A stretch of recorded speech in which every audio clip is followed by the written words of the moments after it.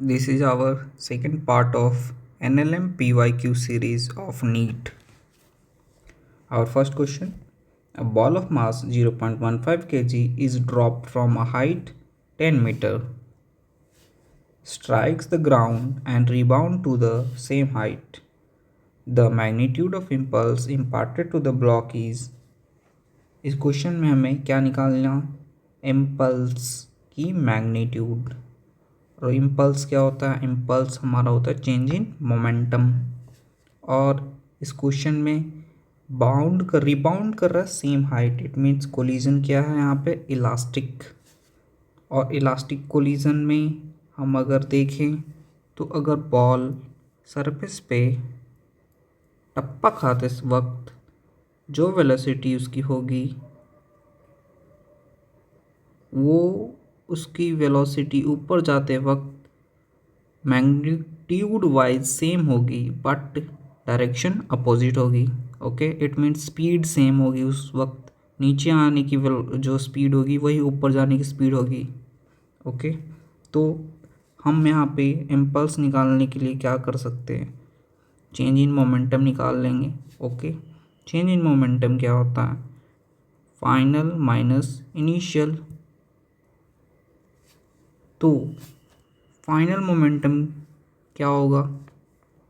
अगर नीचे की डायरेक्शन हम पॉजिटिव ले लें, ऊपर जाने की डायरेक्शन हम नेगेटिव ले लें, तो चेंज इन मोमेंटम को हम लिख सकते हैं फाइनल किधर जा रहा? फाइनल ऊपर की ओर जा रहा। ऊपर का डायरेक्शन हमने क्या लिया है? नेगेटिव। तो माइनस mv हम मोमेंटम लिख सकते हैं फाइनल माइनस। और इनिशियल मोमेंटम क्या हो जाएगा?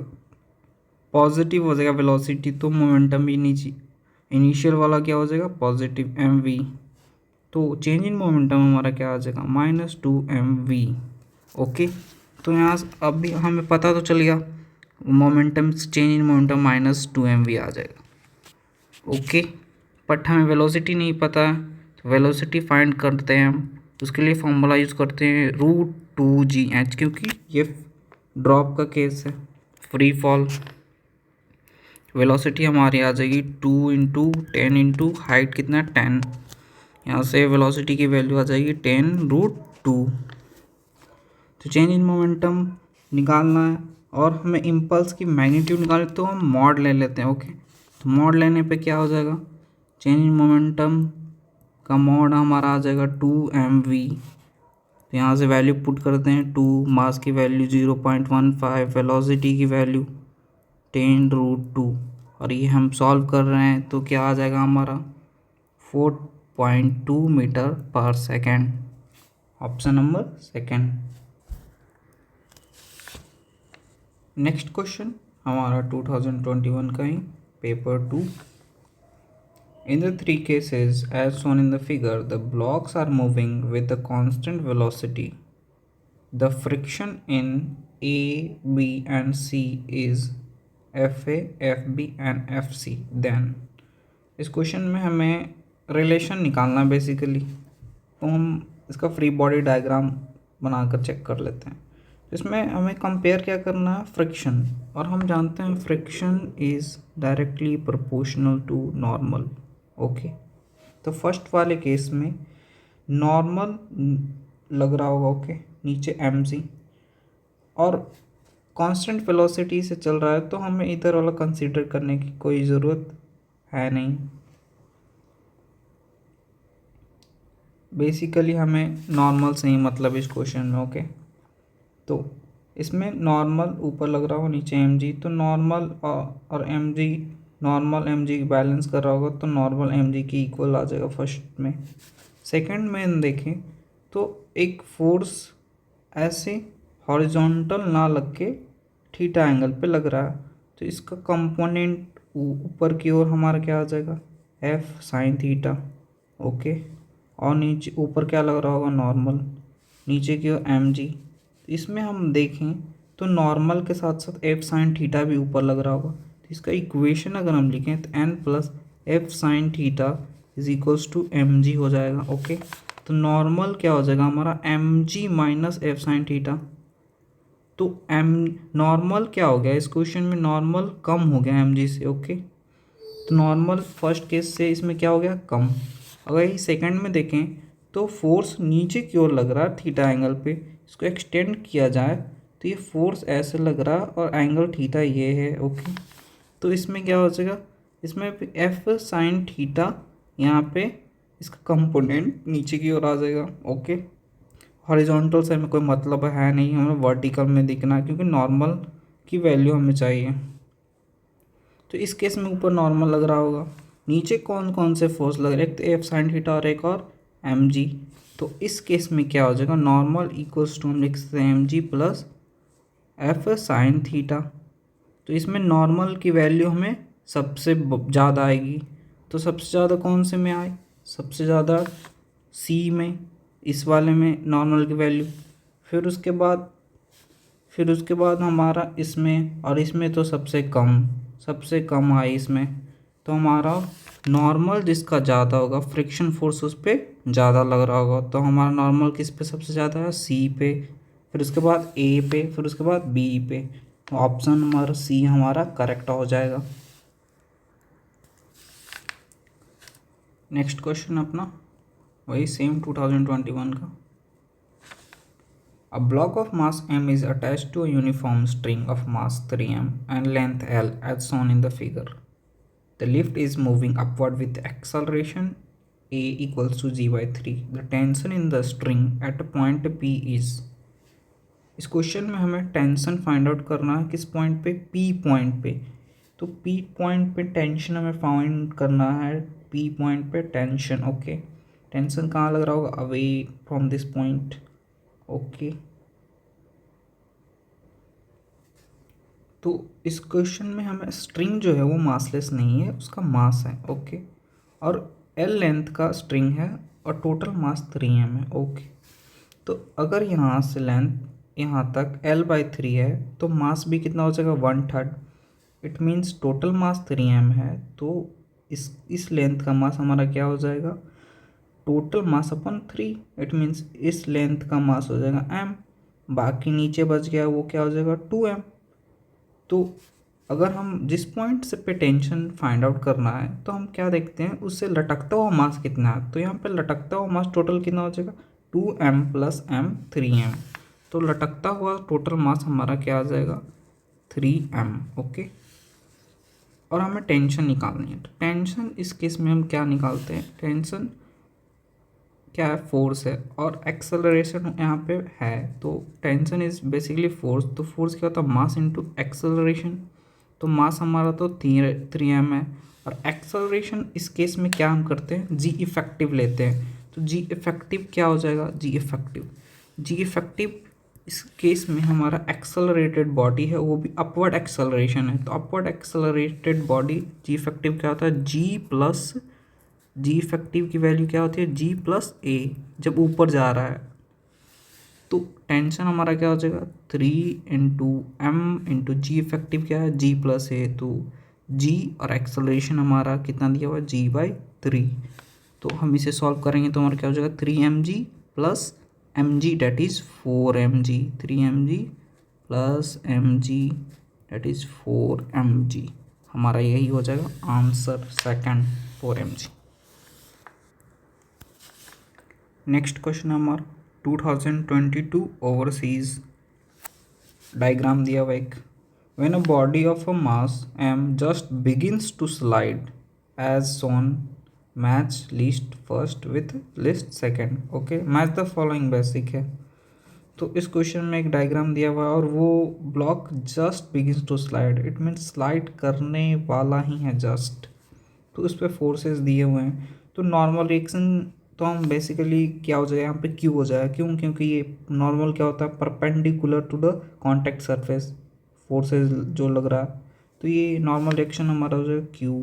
ओके, तो ए का हम सेकंड देख लेते हैं। तो दो ही ऑप्शन है, third and fourth. Okay, second frictional force अगर ये स्लाइड करना ही वाला तो फ्रिक्शन क्या करता है, अपोज करता है मोशन को। तो अपोज करने के लिए फ्रिक्शन किधर लगेगा, ऊपर की ओर। तो ये आर क्या हो जाएगा हमारा फ्रिक्शन फोर्स। तो बी का 3, तो हमारा थर्ड ऑप्शन ऐसे ही एलिमिनेट हो गया, बट हम चेक कर लेते हैं और भी। एम जी की तरह हो जाएगा, एम जी सीधे डाउन टू ग्राउंड लगता है, बहुत ही ज़मीन से जुड़ा हुआ फोर्स है एम जी, तो वो सीधे डाउन टू ग्राउंड, एस हमारा हो जाएगा एम जी। तो सी का हो जाएगा 4, तो सी का 4 सही है। फिर डी देख लेते हैं, एम जी साइन डीटा, वो तो हम सिंपल जान रहे हैं, पी क्या हो जाएगा एम जी साइन डीटा, क्योंकि इसका कंपोनेंट इधर लेते हैं तो हम आ जाता है एम जी साइन डीटा। ये तो बहुत ईजी हो गया। Our next question. Given below the two statements, one is labeled as assertion and reason. Basically assertion reason question है।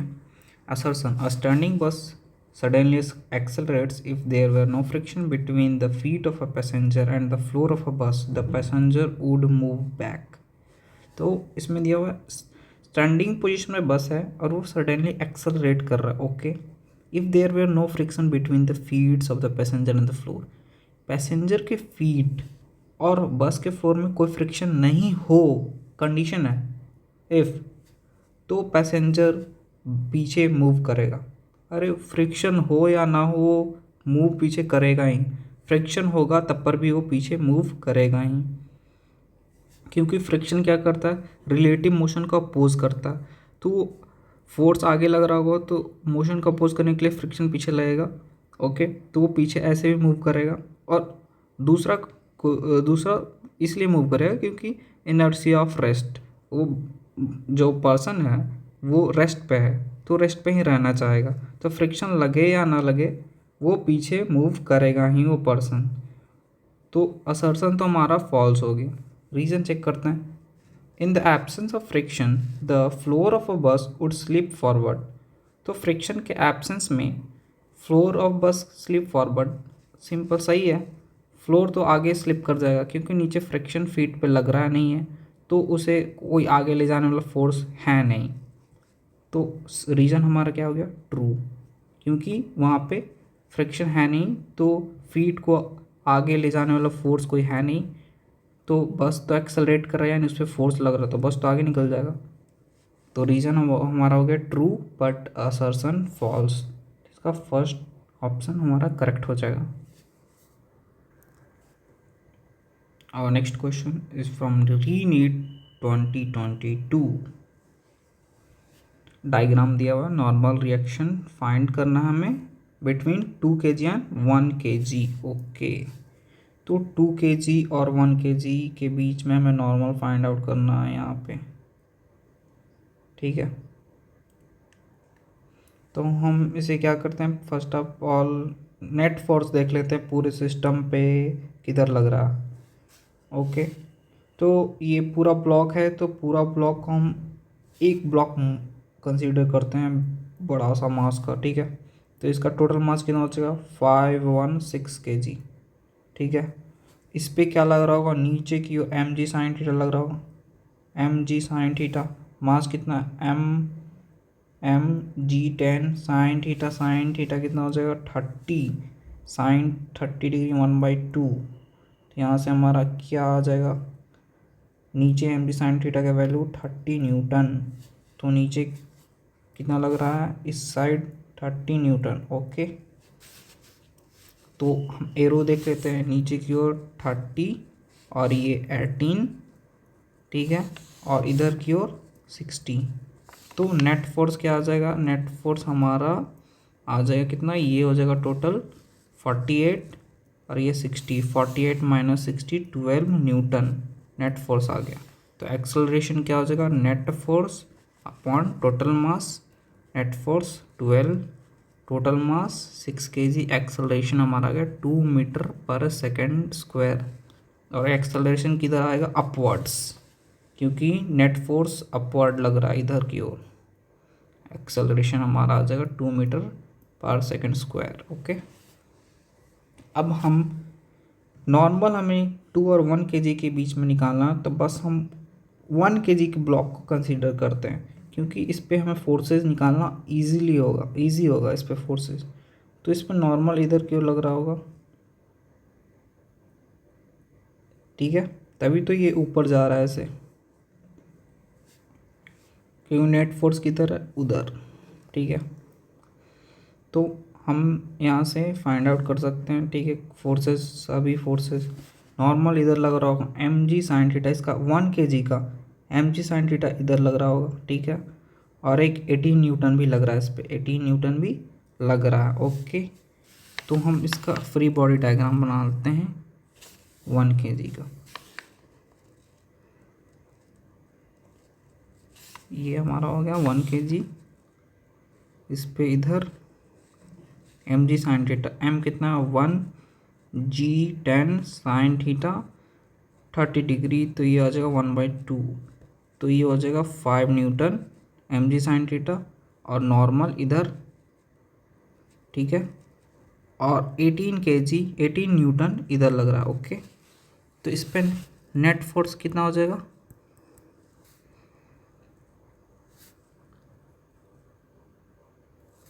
हमें पता है नेट फोर्स तो ऊपर की ओर लग रहा, तो नेट फोर्स हम क्या लिख सकते हैं इसमें, ऊपर वाला कितना कौन कौन सा हो जाएगा हमारा, नॉर्मल माइनस नीचे की ओर फोर्स लगने वाला कौन सा, एक 18 न्यूटन और एक एम जी साइन थीटा, तो 18/5 कितना हो जाएगा 23। तो नेट फोर्स हमारा n-23 आ गया न्यूटन। और नेट फोर्स क्या था, मास इंटू एक्सेलरेशन, तो मास इसका क्या है 1 kg, एक्सेलरेशन हमने निकाल रखा है सिस्टम का 2 kg, तो इसका भी क्या होगा 2 kg।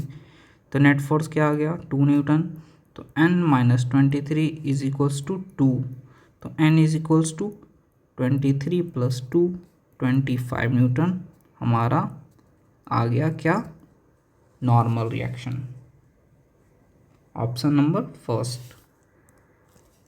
नेक्स्ट क्वेश्चन अपना, the restoring force of a spring,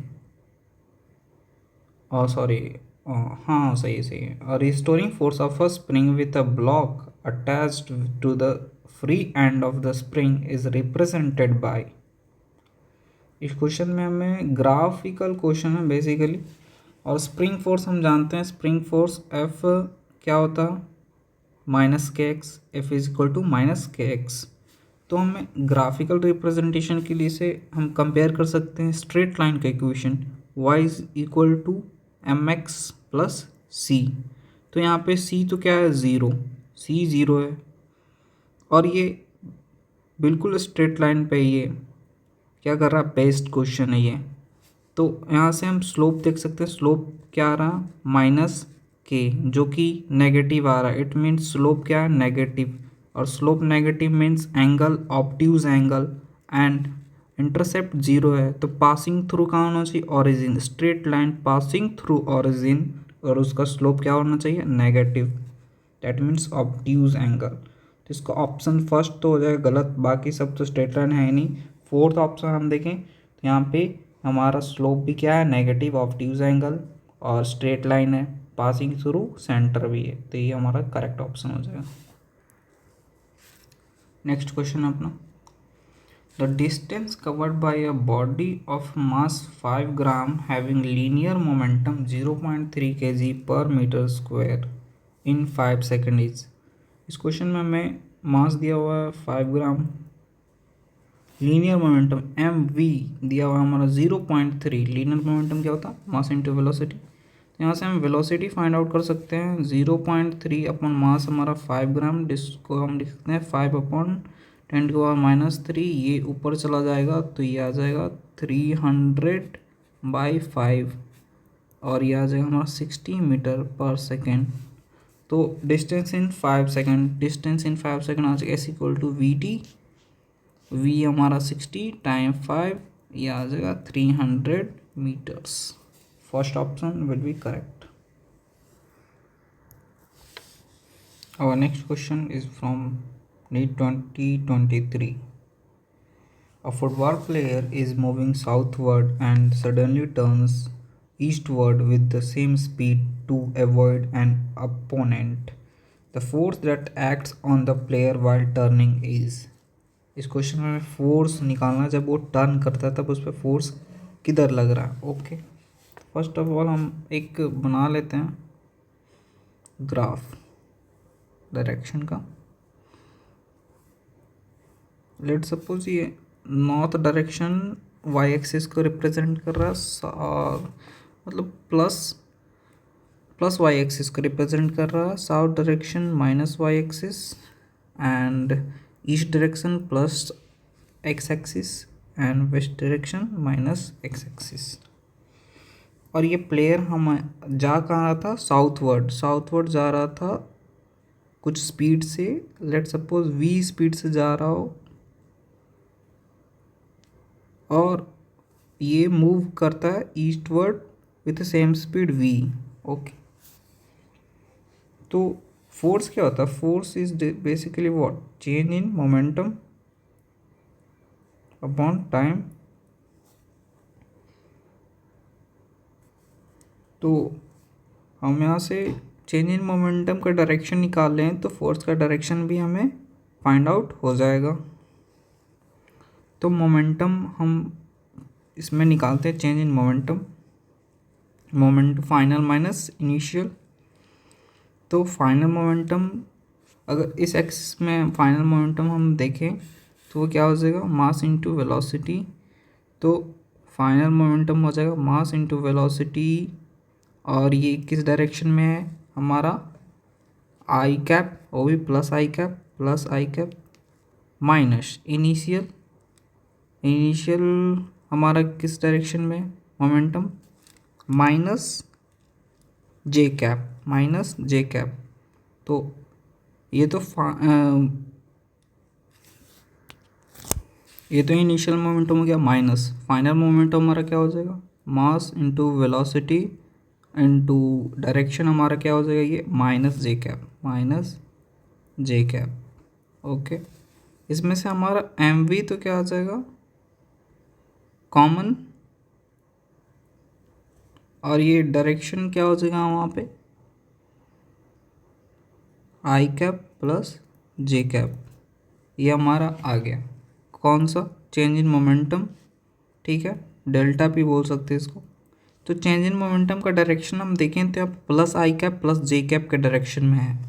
तो प्लस आई कैप और प्लस जे कैप किधर होता है, प्लस आई कैप, आई कौन सा हो गया, प्लस आई ये हो गया, प्लस जे ये हो गया। तो प्लस आई और प्लस जे का रिजल्टेंट किधर होगा, ये हो जाएगा हमारा। और ये कौन सा डायरेक्शन है, नॉर्थ ईस्ट। तो ऑप्शन कौन सा हमारा सही हो जाएगा, along the north east, second option. This is basically delta P.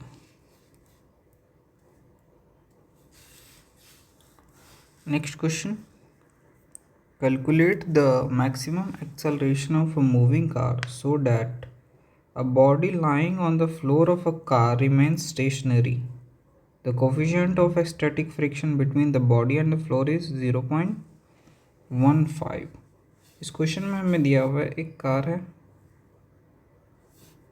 और वो एक्सेलरेट कर रहा है, उसका मैक्सिमम एक्सेलरेशन हमें फाइंड आउट करना है, सो डैट उस पर एक बॉडी है, सपोज एक बॉडी है, वो लाई करे फ्लोर पे, वो स्टेशनरी रहे, मैक्सिमम एक्सेलरेशन निकालना है, फिर भी वो बॉडी क्या रहे, स्टेशनरी रहे, उसका कोफिशिएंट ऑफ फ्रिक्शन हमें 0.15 दिया हुआ है। ओके, तो मैक्सिमम एक्सेलरेशन के लिए मैक्सिमम फोर्स लगना चाहिए।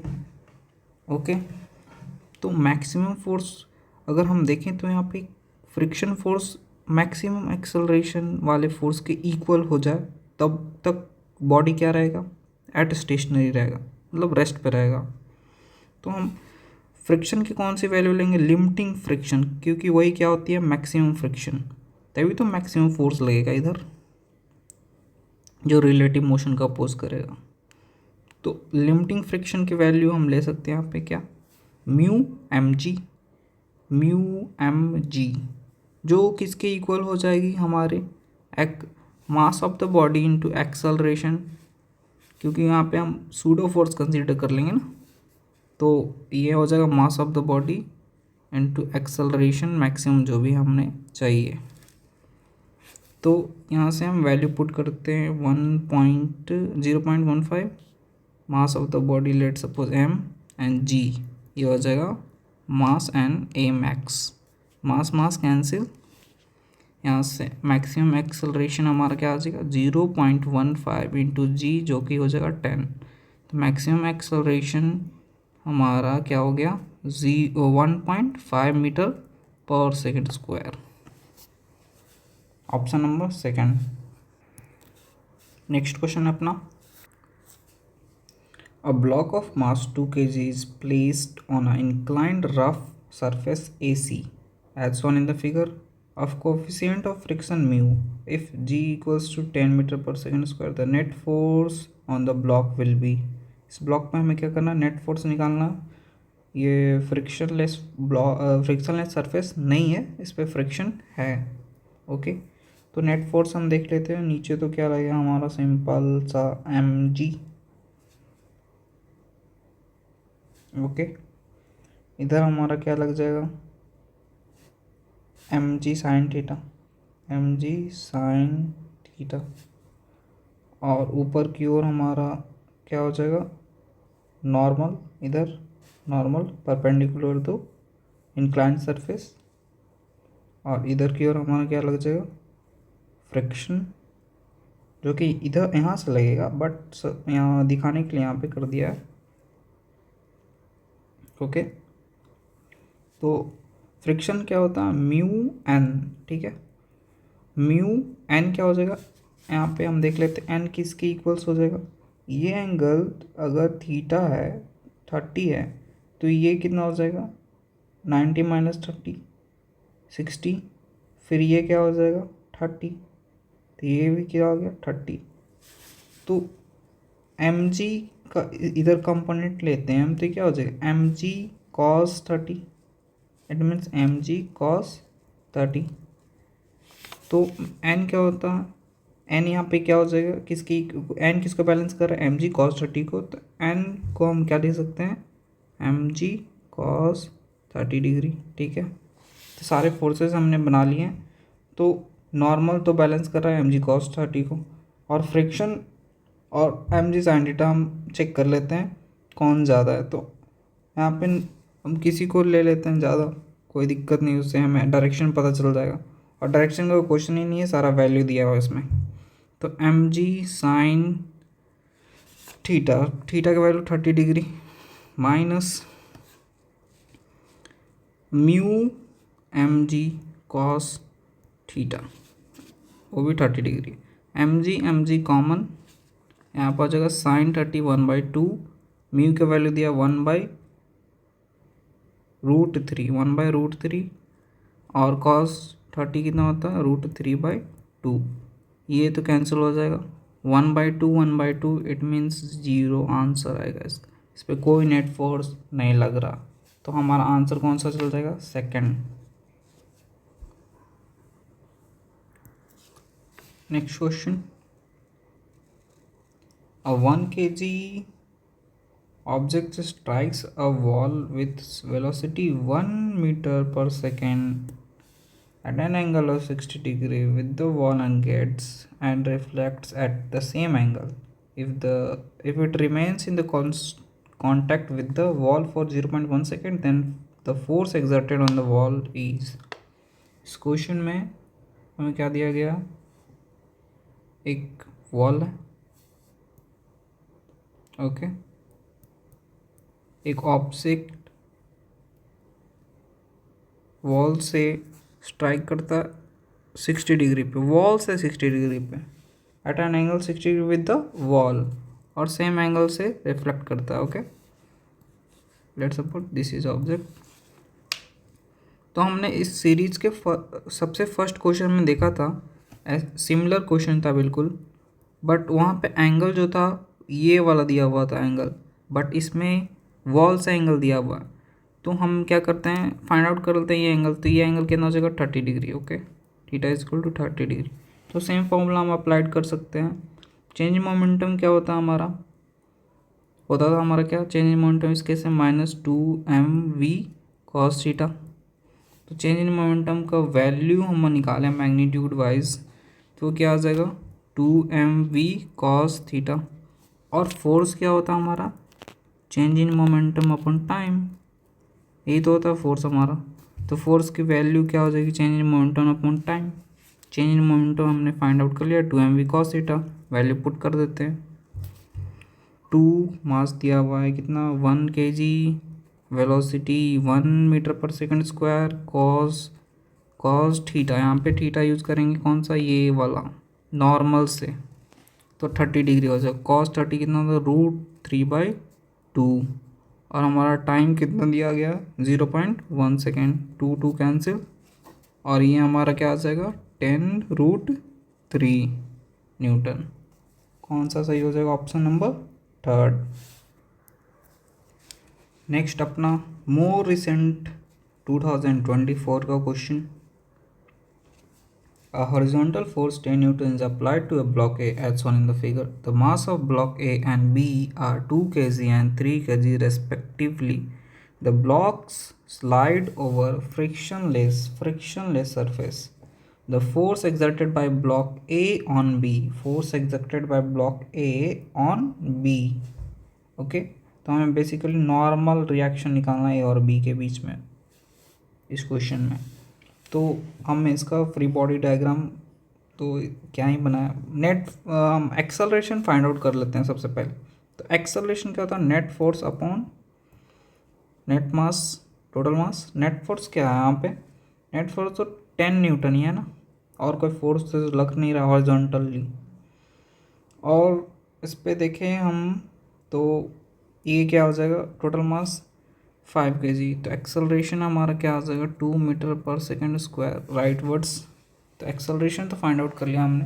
फ्रिक्शनलेस सरफेस है तो इसको 3 kg ब्लॉक को कौन चला रहा होगा, नॉर्मल ही, सिर्फ तो नॉर्मल ही चला रहा होगा, और इसका एक्सेलरेशन भी क्या होगा 2 metre per second.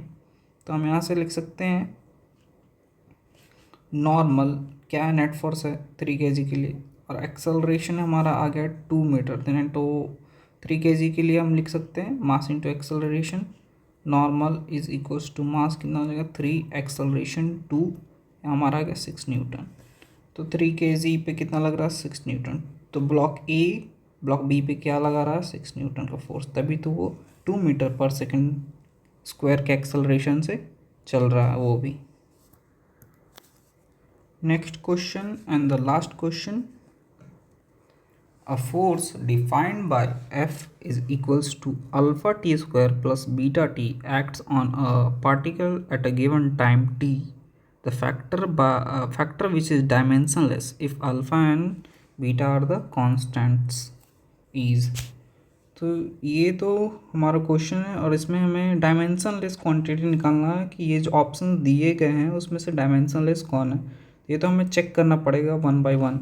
Let's check it. तो फोर्स अगर ये दिया हुआ है तो हम यूनिट एंड डायमेंशन में पढ़ते हैं कि अगर क्वांटिटी ऐड हो रही है तो उसका डायमेंशन सेम होगा, और डायमेंशन सेम है तो यूनिट भी क्या होगा सेम दोनों का। तो अगर इसका यूनिट ये फोर्स है तो इसका यूनिट न्यूटन है, तो इसका यूनिट भी क्या होगा Newton. It means alpha T square का यूनिट क्या होगा न्यूटन, ठीक है, और बीटा टी का भी यूनिट क्या होगा न्यूटन, क्योंकि डायमेंशन सेम है। डायमेंशन सेम है तो यूनिट भी क्या होगा सेम, ठीक है।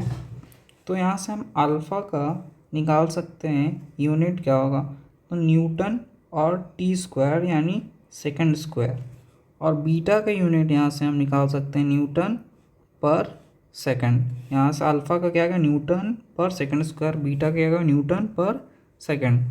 अब हमें ऑप्शन से देखना पड़ेगा। तो फर्स्ट ऑप्शन क्या है बीटा टी अपॉन अल्फ़ा। तो बीटा का हमारा यूनिट आ रखा है न्यूटन पर सेकंड, ठीक है, इनटू टी टाइम का क्या हो जाएगा unit second, upon alpha. Alpha का यूनिट हमारा आ चुका है न्यूटन पर सेकंड स्क्वायर, न्यूटन पर सेकंड स्क्वायर। यहाँ से हम देखें तो हमारा सेकंड स्क्वायर बच जा रहा है, तो ये तो यूनिट लेस नहीं होगा, डायमेंशन लेस भी नहीं होगा, क्योंकि इसका यूनिट आ रहा है और किसी का यूनिट है तो वो डायमेंशनलेस तो नहीं होगा। और सिर्फ 2 ही हैं जो यूनिट के बावजूद भी डायमेंशनलेस होते हैं, वो क्या होता है हमारा एंगल जो होता है हमारा क्या होता है यूनिट के साथ साथ क्या होते हैं उसके यूनिट तो होते पर डायमेंशन नहीं होते हैं। जैसे एंगल की यूनिट होते हैं थीटा, एंगल की यूनिट हमारा क्या होती है डिग्री, ठीक है, और एक होता है सॉलिड एंगल और उसका यूनिट क्या होता है स्टेरेडियन। तो हम सिर्फ यही दो ऐसे हैं क्वांटिटी जिसके पास यूनिट तो है पर डायमेंशन नहीं है, बाकी सारे में यूनिट जो होते हैं वो डायमेंशन के साथ साथ होते हैं। अब सेकंड देखते हैं। तो सेकंड का क्या, अल्फ़ा टी, अल्फ़ा क्या है, अल्फ़ा हमारा आ रखा है न्यूटन पर सेकंड, और इसमें टी मल्टीप्लाई कर दें हम, अल्फ़ा टी कर दें, अल्फ़ा टी बीटा, इसको चेक कर रहे हैं अपन। तो अल्फ़ा क्या है हमारा न्यूटन पर सेकंड स्क्वायर, टी हो जाएगा time second upon beta, beta हमारा क्या आ रखा है न्यूटन सेकंड, तो सेकंड ऊपर न्यूटन नीचे। तो ये सेकंड स्क्वायर से सेकंड सेकंड कैंसिल, न्यूटन से न्यूटन न्यूटन कैंसिल, तो इसमें कोई यूनिट नहीं बचा और इसका कोई डायमेंशन भी नहीं होगा। तो हमारा सही ऑप्शन कौन सा हो जाएगा, सेकंड। बाकी आप थर्ड फोर्थ भी ट्राई कर सकते हैं, पर उसमें हम ज़रूरी ही कुछ ना कुछ यूनिट आ रहा होगा तो डायमेंशन भी होगा ही। बस हम ये कर सकते हैं कंक्लूड कि जिसके पास अगर यूनिट है तो उसके पास डायमेंशन भी होता ही होता है, एक्सेप्ट क्या, एंगल, एक सिंपल एंगल और एक सॉलिड एंगल, उसके पास यूनिट है पर डायमेंशन नहीं है। बाकी सारे चीज़ के पास अगर यूनिट होते हैं तो डायमेंशन भी होते हैं।